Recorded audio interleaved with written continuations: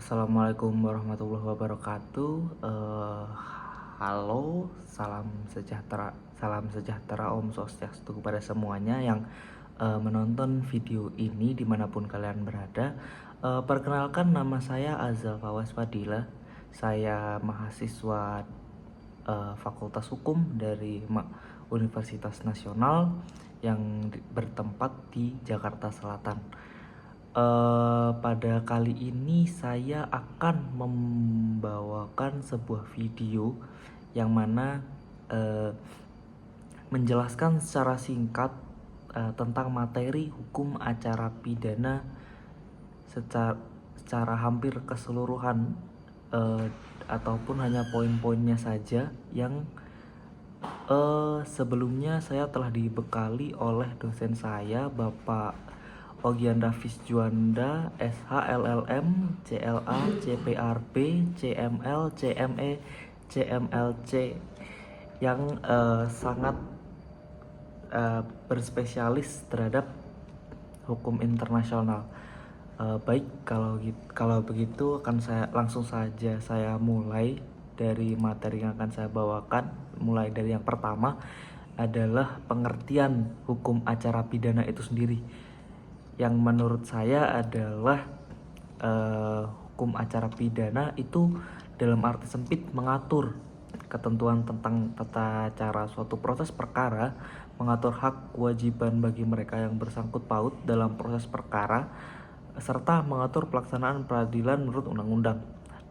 Dalam arti luasnya, lebih simpel, yaitu mengatur hukum acara pidana dalam arti sempit dan susunan serta kekuasaan kehakiman ditetapkan oleh undang-undang. Nah, sebelumnya hukum acara pidana dan hukum pidana itu memiliki perbedaan. Jadi yang perlu diketahui pembedaan antara hukum pidana dan hukum acara pidana itu adalah bahwasanya hukum pidana itu secara material dan hukum acara pidana itu adalah bentuk formilnya. Hukum pidana adalah keseluruhan peraturan hukum yang menunjukkan perbuatan mana yang dikenakan pidana, sedangkan hukum acara pidana secara formil adalah bagaimana negara melalui alat kekuasaannya untuk menjatuhkan pidana.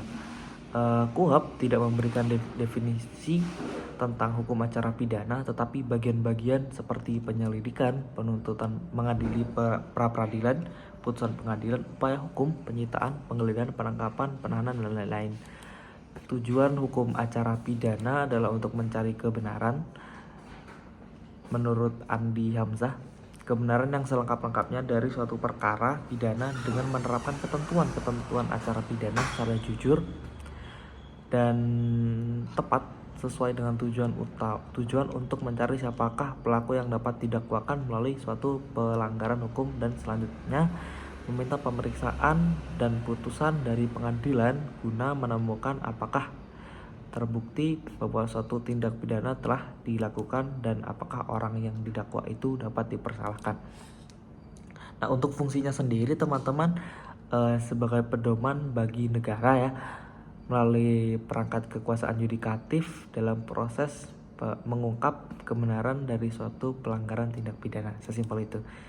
Untuk sumber hukumnya sendiri seperti yang sebelumnya saya telah point out, yaitu hukum acara pidana itu bersumber dari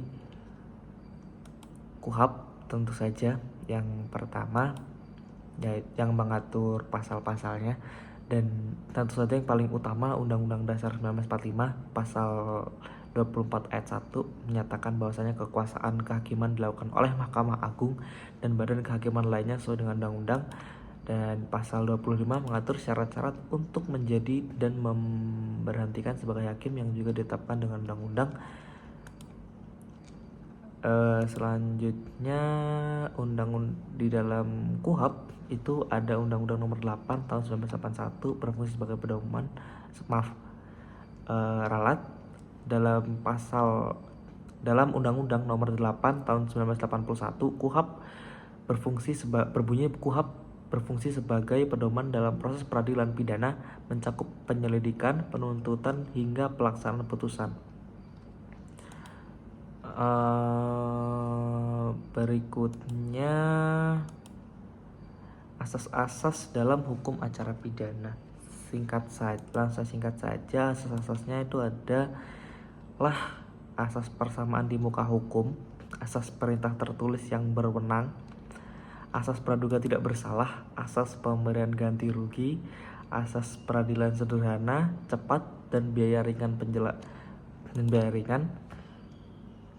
asas memperoleh bantuan hukum seluas-luasnya, asas inquisitoir dan akusatoir, asas wajib diberitahu dakwaan dan dasar hukum dakwaan, asas pengadilan memeriksa perkara pidana dengan hadirnya terdakwa, asas prinsip peradilan terbuka untuk umum, asas berat atau ringannya pidana. Hakim mempertimbangkan dan perlu memperhatikan sifat baik dan jahatnya terdakwa. Nah, untuk tahapan hukum acara pidana sendiri, yang pertama adalah penyelidikan, yang mana penyelidikan ini adalah langkah awal dari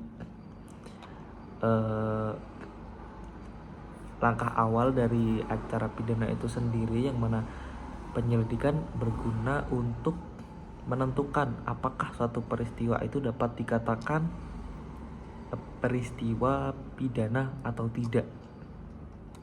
Nah, siapa sih yang bisa melakukan penyelidikan ini? Penyelidikan ini dapat dilakukan oleh setiap anggota polisi sebagai penyelidik, dan juga pejabat tertentu yang dapat melakukan penyelidikan seperti PPATK,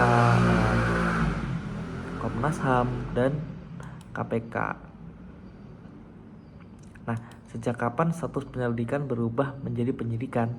Apabila penyelidikan yang dilakukan polisi ditemukan bukti atau petunjuk yang kuat telah terjadi perbuatan pidana atau tindak pidana. Nah, berikutnya seperti yang saya singgung sebelumnya, yaitu penyidikan.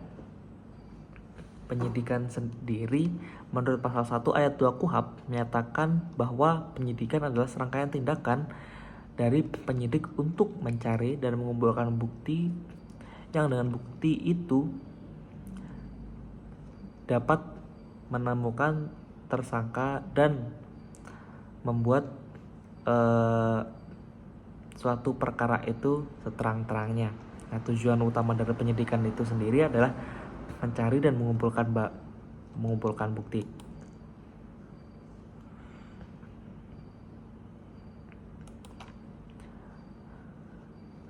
Menemukan tersangka. Setelah mengumpulkan bukti, penyidik berusaha menemukan siapa pelaku dari tindak pidana tersebut.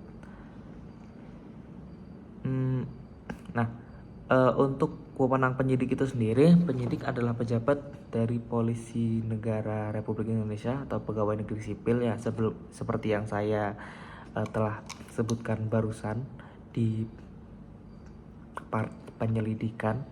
Itu diberikan wewenang khusus oleh undang-undang untuk melakukan penyidikan. Nah, dasar hukumnya sendiri ada di pasal 1 ayat 1 KUHP. Nah, sebelumnya kan barusan saya telah menyampaikan penyelidikan dan penyidikan. Nah, apa sih perbedaan dari penyelidikan dan penyidikan itu? Penyidikan berbeda dengan penyelidikan, di mana penyelidikan merupakan tahap awal untuk menentukan apakah suatu peristiwa dapat ditingkatkan ke tahap penyidikan, dan penyelidikan itu sendiri berfokus untuk pengumpulan informasi awal saja, sedangkan penyidikan lebih mendalam dan bertujuan untuk menemukan bukti konkret terkait tindak pidana.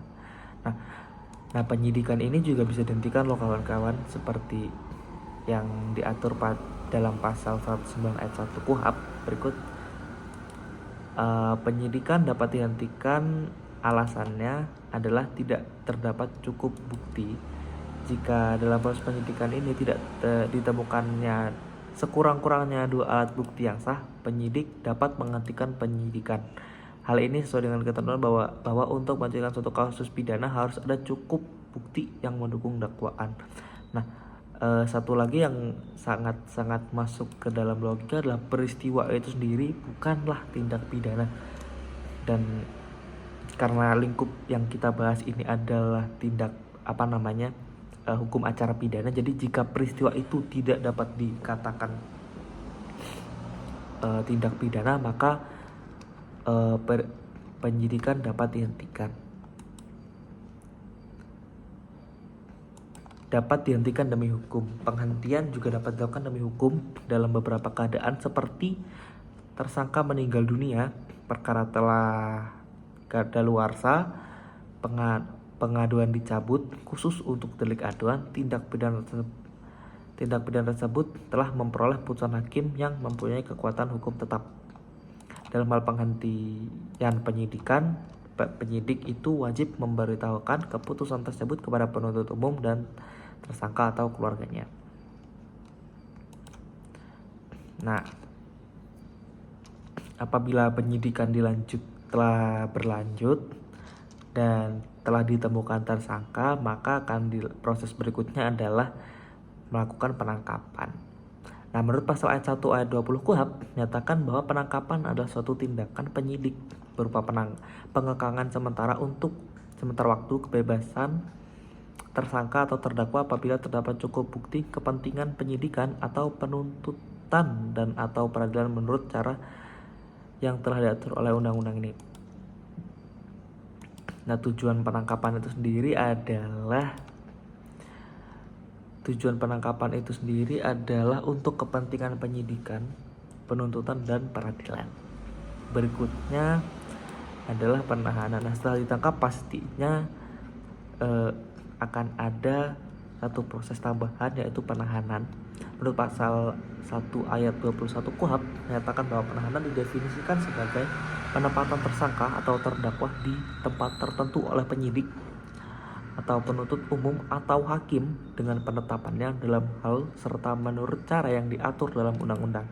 Nah, alasan penahanan ini ada dua, yaitu secara subjektif. Alasan subjektifnya adalah tersangka atau terdakwa dikhawatirkan melarikan diri, dikhawatirkan juga menghilangkan barang bukti, dan juga dikhawatirkan akan mengulangi perbuatan yang sama. Nah, untuk alasan objektifnya tentu saja tindak pidana yang diancam dengan pidana penjara minimal 5 tahun atau lebih. Nah, berdasarkan pasal 22 KUHP terdapat beberapa jenis penahanan, yaitu tahanan negara atau ditahan di rutan ya teman-teman. Nah, yang kedua itu adalah tahanan rumah. Jadi kalau misalkan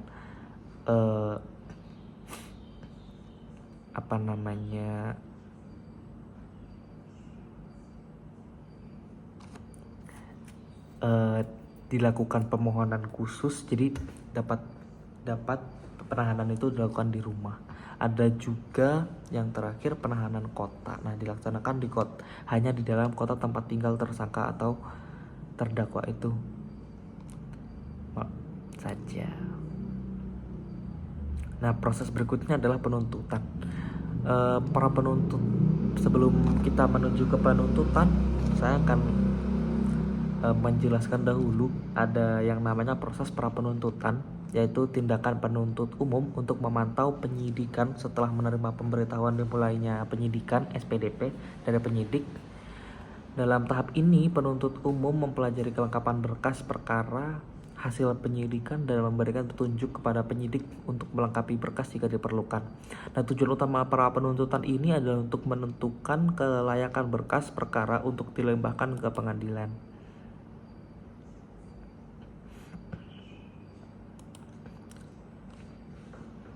Setelah pra penuntutan, pihak yang merasa dirugikan oleh penyidik seperti dalam kasus penangkapan atau penahanan dapat mengajukan permohonan pra peradilan. Pra peradilan bertujuan untuk memeriksa keabsahan tindakan tersebut. Nah, proses ini diajukan sebelum perkara pokok disidangkan dan biasanya berlangsung cepat, maksimal 7 hari setelah permohonan diajukan.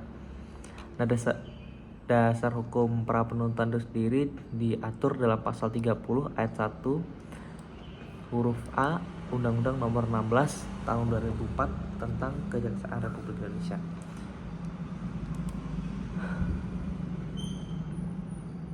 Nah, kita akan langsung menuju ke penuntutan. Nah, dasar hukum dari penuntutan itu sendiri ada pada pasal 1 ayat 7 KUHP penuntut yang menyatakan bahwa penuntutan adalah tindakan penuntut umum untuk melimpahkan perkara pidana ke pengadilan negeri yang berwenang dalam hal menurut cara yang diatur dalam undang-undang ini dengan permintaan supaya diperiksa dan diputus oleh hakim di sidang pengadilan.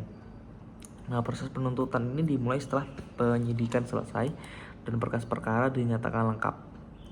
Penuntut umum akan menyusun surat dakwaan yang mencakup identitas terdakwa, uraian tindak pidana, dan bukti-bukti dari tindak pidana itu sendiri. Nah, surat dakwaan disusun penuntut umum melimpahkan perkara ke pengadilan dengan permintaan agar hakim memeriksa dan memutuskan perkara tersebut.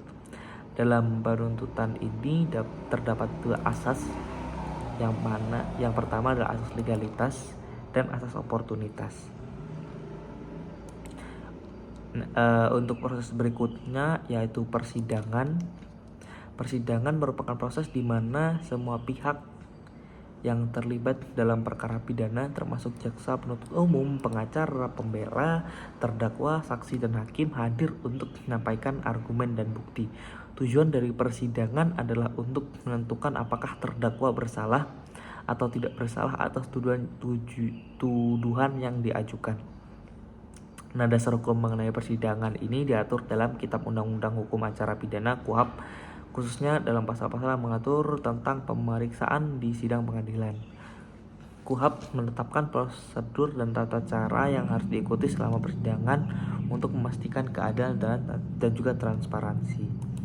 Nah, tujuan utama dari persidangan ini sendiri yaitu sangat simpel ya, yaitu mencari kebenaran material, menjamin hak terdakwa, dan menegakkan keadilan tentu saja. Untuk prosesnya itu sendiri adalah yang pertama, pembacaan dakwaan, yang mana jaksa penuntut umum akan membacakan dakwaan terhadap terdakwa di hadapan hakim.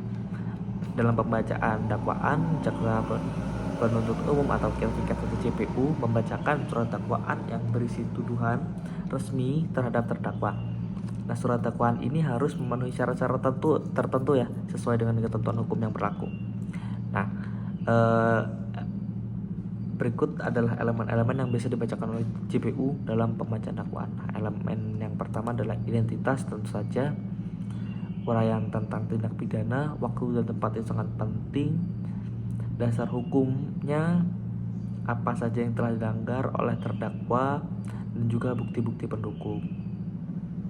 Nah, surat dakwaan itu sendiri terdapat beberapa jenis, yaitu dakwaan tunggal, dakwaan yang memuat satu tindak pidana saja.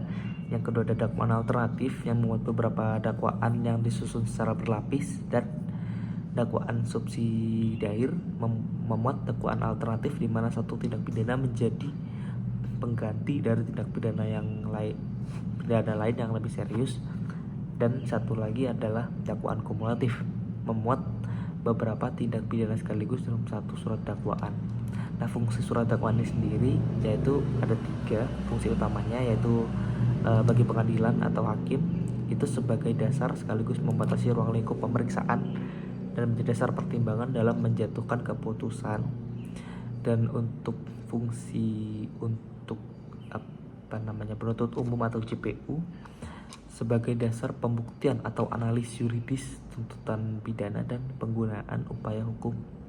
Nah, untuk yang terakhir, fungsinya untuk terdakwa atau penasihat hukumnya sebagai dasar untuk mempersiapkan pembelaan dan mengajukan eksepsi jika diperlukan tentu saja.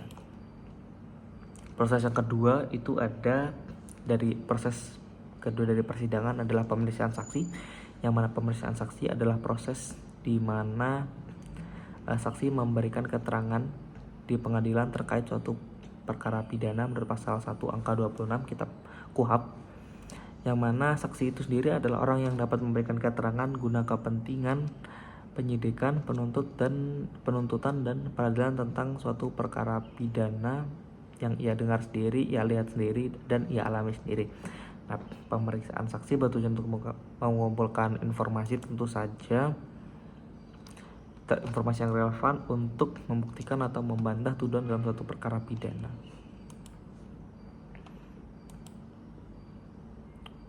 proses pemeriksaan saksi secara lengkap secara singkat, yaitu pemanggilan saksi, sumpah saksi, pemeriksaan keterangan, dan tanya jawab kepada saksi. Dan yang terakhir adalah penyampaian bukti. Proses ketiga dari persidangan adalah penyampaian bukti. Penyampaian bukti dalam persidangan adalah proses di mana pihak-pihak yang terlibat seperti JPU dan penasihat hukum terdakwa ataupun pengacara mengajukan alat bukti yang relevan untuk mendukung argumen mereka. Proses ini sangat penting dalam mencapai keadilan dan kebenaran material dalam perkara pidana. Nah, elemen dalam penyampaian bukti itu ada alat bukti yang diterima menurut pasal 184 Kitab KUHP. Alat bukti yang sah dalam perkara pidana terdiri dari 5 alat bukti, yaitu satu adalah keterangan saksi, ahli, surat, petunjuk, dan keterangan terdakwa. Dan itu alat bukti tersebut itu diatur dengan tingkatan tersendiri, yang mana keterangan saksi itu adalah yang paling utama dan krusial. Setelah itu keterangan ahli, dan yaitu setelah itu surat, setelah itu petunjuk, dan yang terakhir adalah keterangan terdakwa. Jadi diutamakan dari yang paling atas ya teman-teman.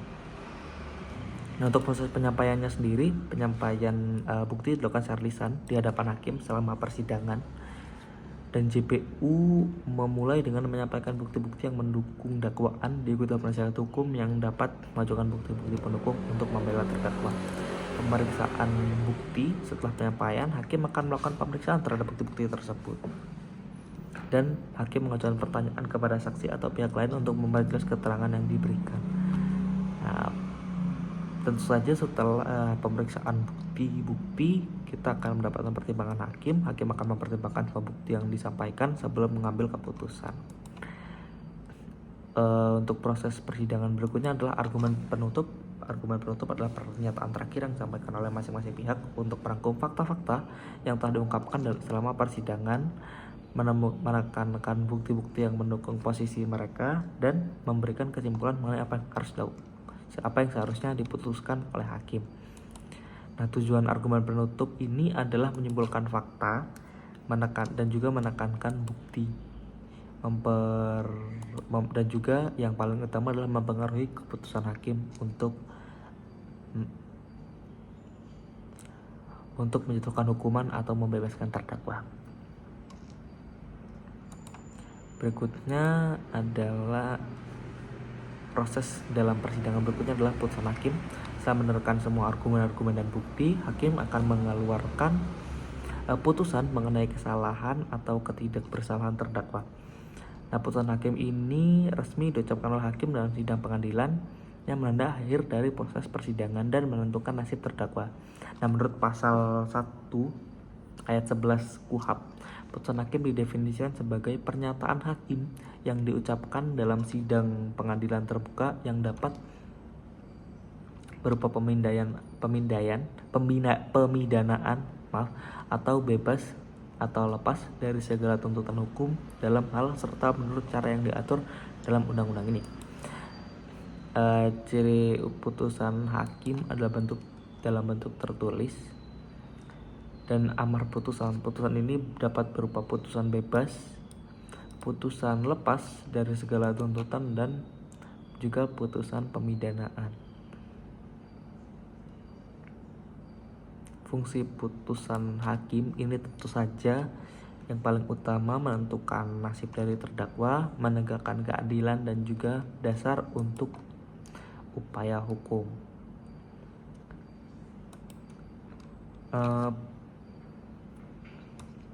Putusan tahapan berikutnya setelah dari persidangan akan putusan dan vonis. Putusan ini adalah seperti yang saya singgung sebelumnya, adalah pernyataan resmi yang diucapkan oleh hakim dalam sidang dan pengadilan. Dan sedangkan vonis adalah istilah yang digunakan untuk merujuk pada putusan hakim dalam konteks perkara pidana, dan yang mana vonis ini berarti putusan hakim pada sidang pengadilan yang berkaitan dengan persengketaan di antara pihak yang mengacu ke pengadilan. Vonis biasanya disampaikan setelah seluruh tahapan persidangan selesai dilakukan dan merupakan hasil dari musyawarah hakim berdasarkan pemeriksaan dalam persidangan. Nah, perbedaan antara putusan dan vonis ini adalah dalam konteks penggunaannya. Putusan mencakup semua jenis keputusan yang diambil oleh hakim dalam berbagai jenis perkara. Nah, untuk vonis ini khusus digunakan dalam konteks hukum pidana untuk menyebut keputusan akhir terhadap terdakwa. Untuk fokusnya itu sendiri, putusan dapat mencakup berbagai hasil, termasuk keputusan untuk mengakhiri suatu perkara tanpa menjatuhkan hukuman. Untuk vonis ini berfokus pada selalu berfokus dengan hasil akhir dari proses hukum pidana yang berhubungan dengan hukuman atau pembebasan terdakwa. Nah, jenis keputusannya sendiri ini